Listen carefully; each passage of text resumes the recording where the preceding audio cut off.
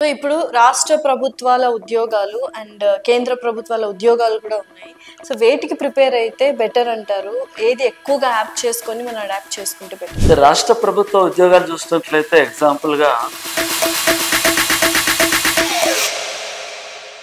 So విద్యార్థులు ఇప్పుడు ఎవరైతే కాంపిటేటివ్ ఎగ్జామ్స్కి ప్రిపేర్ అవుతున్నారో, అటు యూపీఎస్సీ కావచ్చు, మీరు అన్నట్టు రాష్ట్ర ఉద్యోగాలు కావచ్చు, లేకపోతే కేంద్ర ప్రభుత్వ ఉద్యోగాలు కావచ్చు, ఎలా ప్రిపేర్ అవ్వాలి? మీరు వాళ్ళకి ఇచ్చే సూచనలు ఏమిటి?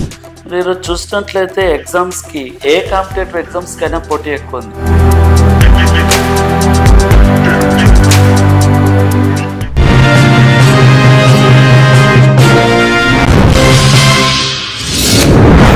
సో మెటీరియల్ లేదా పబ్లికేషన్స్ ఇటువంటి పుస్తకాలు మనము తీసుకొని చదువుకుంటే బెటర్ అంటారు. అయితే సమయం ఎక్కువ ఉన్నప్పుడు తెలుగు అకాడమీ పుస్తకాలు చదువుకోవాలి. ఎందుకంటే ఒక సంవత్సరము లేదా 6 నుంచి 8 నెలల సమయం ఉన్నప్పుడు తెలుగు అకాడమీ పుస్తకాలు చదవడం ఉత్తమం. ఎందుకంటే అది ఎక్కువ విస్తారంగా ఉండడం జరుగుతుంది. సమయం తక్కువగా ఉన్నప్పుడు పబ్లికేషన్ పుస్తకాల లేదా రన్నింగ్ నోట్స్ రాసినవి అలాంటివి ప్రిపేర్ కావాలి. అంతేగాని ఓన్ నోట్స్ రాయడం లాంటిది షార్ట్ టర్మ్ ఉన్నప్పుడు మాత్రం అది చేస్తే మిగతా సబ్జెక్టులకు కనీసం చదవలేనటువంటి పరిస్థితి ఏర్పడుతుంది. సో ఇప్పుడు రాష్ట్ర ప్రభుత్వాల ఉద్యోగాలు అండ్ కేంద్ర ప్రభుత్వాల ఉద్యోగాలు కూడా ఉన్నాయి. సో వేటికి ప్రిపేర్ అయితే బెటర్ అంటారు? ఏది ఎక్కువగా యాప్ చేసుకొని మనం అడాప్ట్ చేసుకుంటే బెటర్? రాష్ట్ర ప్రభుత్వ ఉద్యోగాలు చూసినట్లయితే ఎగ్జాంపుల్గా 2016 సంవత్సరంలో గ్రూప్ 2 నోటిఫికేషన్ వచ్చింది. దానిని రిక్రూట్మెంట్ 2019లో చేశారు. అలాగే మళ్ళీ 2022 సంవత్సరంలో నోటిఫికేషన్ వచ్చింది. అంటే 6 సంవత్సరాలు రాక గ్రూప్ 2 నోటిఫికేషన్ రాలేదు. మరి గ్రూప్ 2 జాబ్కు ప్రిపేర్ అయ్యే వాళ్ళు 6 సంవత్సరాలు వెయిట్ చేయడం అంటే చాలా కష్టమైన పని. సో అలాంటప్పుడు ఏం చేయాలి? కేంద్ర ప్రభుత్వ ఉద్యోగాలు చూసినట్లయితే ఎవ్రీ 3-4 నెలలకు ఒకసారి నోటిఫికేషన్లు వస్తున్నాయి. అంటే ఒక రైల్వే జాబ్లు అయినా కావచ్చు, ఒక ఎస్ఎస్సి జాబ్ అయినా కావచ్చు, అలాగే బ్యాంకింగ్ అయినా కావచ్చు, సిజిఎల్ అయినా కావచ్చు. అంటే ఏ పోస్టులైనా సెంట్రల్వి ఎవ్రీ 3-4 మంత్స్కి ఒకసారి నోటిఫికేషన్లు వస్తూనే ఉంటాయి. ఫర్ ఎగ్జాంపుల్ చూసినట్లయితే వచ్చే నెల ఆగస్టు నెల ప్రారంభమై వచ్చే సంవత్సరం ఫిబ్రవరి నెల వరకు schedule central job exams schedule అయి ఉన్నవి. సో ఓన్లీ స్టేట్ అనే కాకుండా సెంట్రల్ జాబ్ల మీద కూడా ఫోకస్ చేసినట్లయితే ఏదైనా ఒక జాబ్ కొట్టడానికి ఈజీగా ఉంటుంది. అప్పుడు నీకు కాన్ఫిడెన్స్ పెరిగిన తర్వాత నీకు ఏ జాబ్ కావాలంటే ఆ జాబ్కు ప్రిపేర్ అవ్వడానికి ఈజీగా ఉంటుంది అని చెప్పొచ్చు. సో ఆన్లైన్ కోర్సెస్ కూడా ఈ మధ్య వచ్చేసాయి. ఆన్లైన్ కోచింగ్ సెంటర్స్ ఉన్నాయి. ఏది బెటర్? ఆన్లైన్ కోచింగ్ సెంటర్ లేకపోతే ఫిజికల్గా మనం క్లాస్ రూమ్కి వెళ్ళి అటెండ్ అయ్యి కోచింగ్ తీసుకుంటే బెటర్? ఏది కాన్సన్ట్రేషన్ ఎక్కువగా ఉంటుంది? ఆఫ్లైన్ కోచింగ్కే కాన్సన్ట్రేషన్ ఎక్కువ ఉంటుంది చెప్పుకోవచ్చు. అయితే విద్యార్థులు అయితే ఆఫ్లైన్ కోచింగ్ సెంటర్కి వెళ్ళి కోచింగ్ తీసుకోవడం ఉత్తమం. అయితే చాలామంది చిరుద్యోగులు కానీ, గృహిణులు కానీ, చిన్న పిల్లలు ఉన్నటువంటి వాళ్ళు, కోచింగ్కి వెళ్ళలేనటువంటి పరిస్థితి ఉన్నటువంటి వాళ్ళు ఆన్లైన్ కోచింగ్ తీసుకోవడం ఉత్తమం. ఆన్లైన్ కోచింగ్ తీసుకోవడం వల్ల దాన్ని క్లాసులు రికార్డింగ్ చేస్తుంటే కనుక ఎప్పుడు రీప్లే చేసుకుంటూ వింటారు. కానీ కొన్ని అప్డేట్ క్వశ్చన్స్కి మాత్రం ఆఫ్లైన్కి వెళ్ళడమే ఉత్తమంగా చెప్పుకోవచ్చు. సో విద్యార్థులు ఇప్పుడు ఎవరైతే కాంపిటేటివ్ ఎగ్జామ్స్కి ప్రిపేర్ అవుతున్నారో, అటు యూపీఎస్సీ కావచ్చు, మీరు అన్నట్టు రాష్ట్ర ఉద్యోగాలు కావచ్చు, లేకపోతే కేంద్ర ప్రభుత్వ ఉద్యోగాలు కావచ్చు, ఎలా ప్రిపేర్ అవ్వాలి? మీరు వాళ్ళకి ఇచ్చే సూచనలు ఏమిటి? మీరు చూసినట్లయితే ఎగ్జామ్స్కి ఏ కాంపిటేటివ్ ఎగ్జామ్స్కైనా పోటీ ఎక్కువ ఉంది. ప్రతి గ్రాడ్యుయేట్ కంప్లీట్ చేసినటువంటి వ్యక్తి కోచింగ్కు ప్రిపేర్ అవుతున్నారు. ఎందుకంటే ప్రతి ఒక్కరికి అవేర్నెస్ వచ్చింది. సోషల్ మీడియా లాంటివి ఛానల్ వచ్చిన తర్వాత చాలామందికి గ్రామీణ ప్రాంత విద్యార్థులకు కూడా మొబైల్ ఉండడం వల్ల ప్రతి ఒక్కరు ఆన్లైన్ చూస్తున్నారు. సోషల్ మీడియాలో ప్రతి నోటిఫికేషన్ అప్డేట్ చూస్తున్నారు. సో పోటీ ఎక్కువ ఉంది కనుక నోటిఫికేషన్ రావడంతో ప్రిపేర్ అవుతామనే ఆలోచనని పక్కన పెట్టి ముందు నుంచే ప్రిపేర్ అవుతూ ఉండాలి. అయితే స్టేట్కా సెంట్రల్కా అన్నట్టు కాకుండా ప్రతి జాబ్కి అప్లికేషన్ చేస్తూ ప్రిపేర్ అవుతూ ఉండాలి. ఎందుకంటే ఈరోజు గ్రామీణ ప్రాంతాలు చూస్తున్నాం. ఒకప్పుడు రాష్ట్ర ఉద్యోగాలకు మాత్రమే, అంటే పోలీస్ ఉద్యోగాలు లేకపోతే గ్రూప్ 4, గ్రూప్ 3కి మాత్రమే ప్రిపేర్ అయ్యేవాళ్ళు. కానీ ఈరోజు మనం ప్రతి మారుమూల గ్రామాల్లో చూసినా కూడా ఆర్మీకి వెళ్తా అంటారు, సెంట్రల్కి వెళ్తా అంటారు, ఎయిర్ ఫోర్స్కి వెళ్తా అంటున్నారు. అంటే ప్రతి జాబ్ల మీద ప్రతి ఒక్కరికి అవేర్నెస్ వచ్చింది. ఈరోజు పట్టణాలు గ్రామాలనే కాకుండా ప్రతి ఒక్కరికి. ఈరోజు మనం హైదరాబాద్ చూసినట్లయితే అశోక్ నగర్, అమీర్పేట, దిల్సుఖ్ నగర్ ఏరియాలో చూసినట్లయితే ప్రతి ఏరియాలో ప్రతి జిల్లా నుంచి తెలంగాణ, ఆంధ్రప్రదేశ్ ఏ రాష్ట్రం ఏ జిల్లా అని తేడా లేకుండా ప్రతి జిల్లా నుంచి అభ్యర్థులు వచ్చి ప్రిపేర్ అవుతున్నారు. ఈరోజు కోచింగ్ కైనా కావచ్చు, అలాగే స్టడీ హాల్ అశోక్ నగర్లో కానీ, ఎస్ఆర్ నగర్లో కానీ ఇక్కడ స్టడీ హాల్ చూసినట్లయితే ప్రతి స్టడీ హాల్లో దాదాపు 200 నుంచి 300 మంది అభ్యర్థులు ఉన్నారు. మరి పోటీ కూడా చాలా ఎక్కువ ఉన్నది కనుక 1 గంట సమయం చదవకుండా ఉన్నట్లయితే వెనుకబడిపోతారు అని చెప్తున్నా. ఆంధ్రాలో Group 2 మెయిన్స్ మళ్ళీ వాయిదా పడిందండి. సో స్టూడెంట్స్ పాపం దానికి ప్రిపేర్ అవుతున్నారు, లాస్ట్ మినిట్లో చెప్పారు. సో నెక్స్ట్ నోటిఫికేషన్ ఎప్పుడు వస్తుంది? ప్రిపరేషన్ అనేది ఎలా ఉండాలి? అయితే ఆంధ్రాలో కూడా ఇప్పుడు కొత్త గవర్నమెంట్ ఏర్పడ్డది కనుక అక్కడ కూడా కొత్త నోటిఫికేషన్స్ రాబోతున్నవి.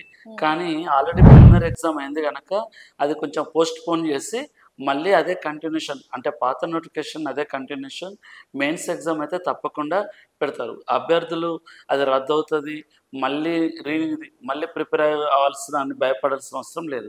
ఎందుకంటే అదే ఎగ్జామ్, అంటే మెయిన్స్ ప్రిలిమినరీ క్వాలిఫై ఉన్నారు కనుక మెయిన్స్ ఎగ్జామ్కి ఖచ్చితంగా ప్రిపేర్ అవ్వాలి. ఎందుకంటే అదే ఎగ్జామ్ కంటిన్యూషన్ ఉంటుంది. పోతే కొంచెం ఆలస్యం అవుతుంది కావచ్చు కానీ ఖచ్చితంగా పెట్టేస్తారు. ఓకే. సో యూజువల్ గా చాలా మంది ఇటువంటి కాంపిటేటివ్ ఎగ్జామ్స్ కి కోర్సెస్ ని యాప్ చేస్తూ ఉంటారు. ఓన్ గా ప్రిపేర్ అవ్వడం బెటరా, లేకపోతే మనం కోచింగ్ తీసుకొని మనం ప్రిపేర్ అయితే బెటర్ అంటారు? కోచింగ్ తీసుకోవడం వల్ల లాభం ఉంది, నష్టం అంటే ఏం లేదు. కానీ చాలా మంది ఒకవేళ ఎకనామికల్ గా బాగున్నాం అనుకున్న వాళ్ళు కోచింగ్ తీసుకోవడం ఉత్తమం. అలానే కోచింగ్ తీసుకోవడం వల్లనే జాబ్ వస్తుందని ముందే చెప్పట్లేదు. ఎందుకంటే కోచింగ్ తీసుకోవడం వల్ల వే ఆఫ్ ప్రిపేర్ ఎలా అవ్వడం అనేది తెలుస్తుంది ఒకటి. రెండోది ఎలాంటి పుస్తకాలు ప్రిపేర్ అవ్వాలని తెలుస్తుంది. అలాగే కోచింగ్ సెంటర్లో ఎగ్జామ్స్ అనేది కండక్ట్ చేయడం జరుగుతుంది. అలానే కోచింగ్ తీసుకోకపోతే జాబ్ రావట్లేదని చెప్పట్లేదు.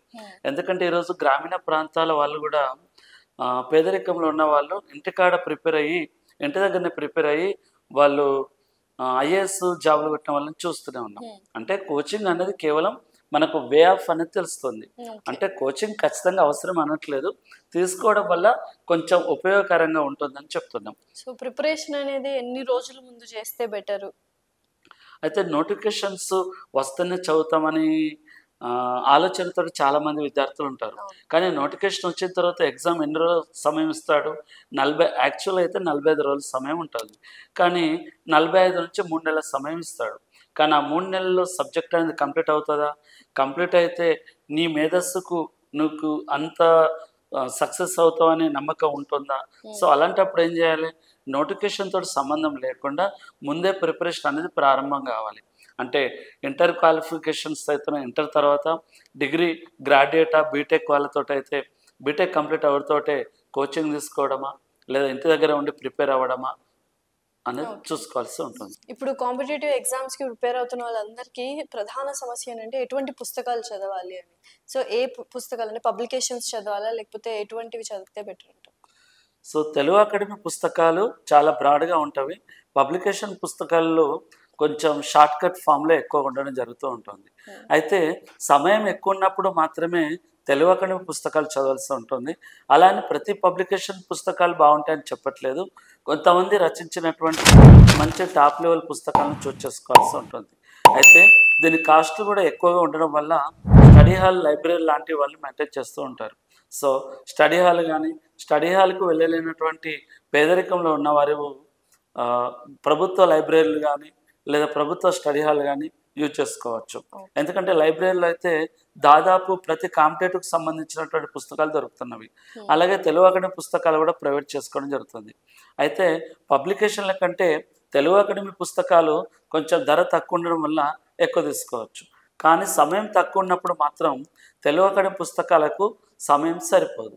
అంటే ముందుగా సమయం, అంటే నోటిఫికేషన్స్ ఉన్నా లేకపోయినా ముందుగానే ప్రిపేర్ అవ్వాలని అనుకునే వాళ్ళకు తెలుగు అకాడమీ పుస్తకాలు తీసుకొని ఓన్ నోట్స్ తయారు చేసుకున్నట్లయితే ఎక్కువ గుర్తుంచుకోవడానికి వీలుగా ఉంటుంది.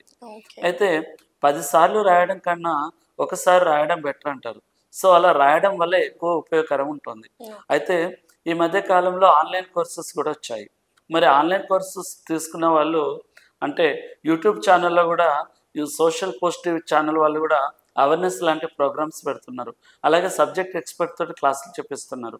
మరి అలాంటివి కూడా రన్నింగ్ నోట్స్, అంటే వీడియో క్లాసులు చూసుకుంటూ నోట్స్లు రాసుకోవడం, ఓన్ నోట్స్ తయారు చేసుకోవడం వల్ల ఎక్కువ గుర్తుంచుకోవడానికి ఉపయోగకరంగా ఉంటుంది. సో ఏది బెటర్ అంటారు మీ దృష్టిలో? ఆన్లైన్ కోచింగ్ బెటర్ అంటారా, ఆఫ్లైన్ కోచింగ్ బెటర్ అంటారా? అదే ఇప్పుడు మనం వీలుగా లేనటువంటి వాళ్ళకి అంటే గృహిణులు కానీ లేదా చిన్న ఉద్యోగాలు చేసుకునే వాళ్ళు కానీ ఆన్లైన్ కోచింగ్ అయితే వాళ్ళకు ఉపయోగకరంగా ఉంటుంది.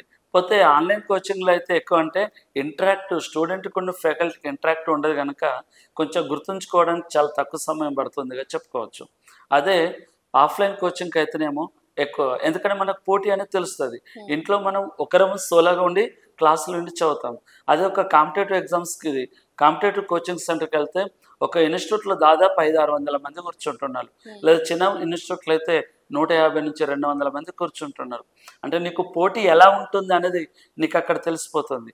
ఆ పోటీ వలన నువ్వు ఎలా చదవాలి, ఇతరులు ఎలా చదువుతున్నారు అనేది నీకు అక్కడ అర్థమైపోతుంది. దాంతోపాటు అక్కడ ఉన్నటువంటి ఫ్రెండ్స్ అవ్వడం వల్ల గ్రూప్ డిస్కషన్ తోటి ఎక్కువ గుర్తుండిపోతుందిగా చెప్పుకుంటున్నారు. ఈరోజు మనం చూస్తున్నాం గత సంవత్సరంలో సివిల్స్ అభ్యర్థులు విజేతలు ఏమని చెప్తున్నారంటే చదవడం కన్నా డిస్కషన్ ఎక్కువ చేయడం వల్ల ఎక్కువ గుర్తుండిపోతుంది. అంటే నీకు వచ్చినటువంటి పాయింట్స్ ఇతరుల తోటి డిస్కస్ చేయడం, వాళ్ళు మనతో డిస్కస్ చేయడం వల్ల ఎక్కువ గుర్తుంటుందిగా చెప్పుకుంటున్నారు. Okay, thank you so much Sudhakar గారు. థ్యాంక్స్.